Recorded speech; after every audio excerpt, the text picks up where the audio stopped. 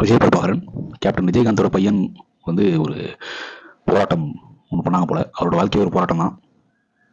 சினிமாவிலையும் ஜெயிக்க முடியல, அரசியலையும் ஜெயிக்க முடியல, அப்பம் பேரை காப்பாற்ற முடியாத ஒரு பிள்ளை.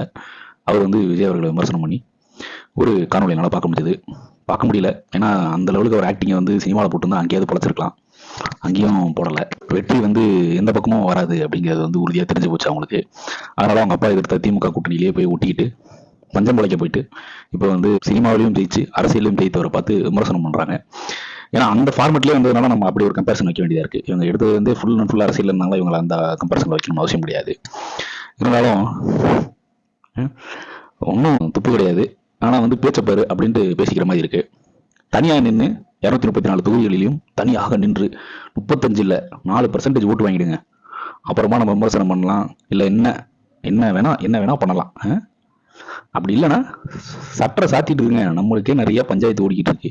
நீங்க பேசுறதெல்லாம் மக்கள் கேட்பாங்கன்னு நினைச்சிட்டு இருக்கீங்களா? பாவம் கேப்டன் விஜயகாந்த் அவர்களை நம்மளவர்கள் ஒரு கூட்டமா நின்றுட்டு இருக்காங்க. அவங்கள ஏமாத்தி பிழைக்காதீங்க முதல்ல. அவரோட நோக்கமே திமுகன்ற கட்சி இருக்கக்கூடாதுங்கிறது தான். திமுக வந்து கூர்மையை எதிர்த்தாரு, நேர்மையை எதிர்த்தாரு. நீங்க என்ன பண்றீங்க? உங்களோட பர்சனலா உங்களுக்குள்ள ஒரு டீலிங் இருக்கு இல்லையா? அதெல்லாம் மக்களுக்கு கொஞ்சம் கொஞ்சமா புலப்பட ஆரம்பிக்கும். அது வரைக்கும் அவசரப்படாதீங்க. மக்கள் பார்த்துட்டு தானே இருக்காங்க.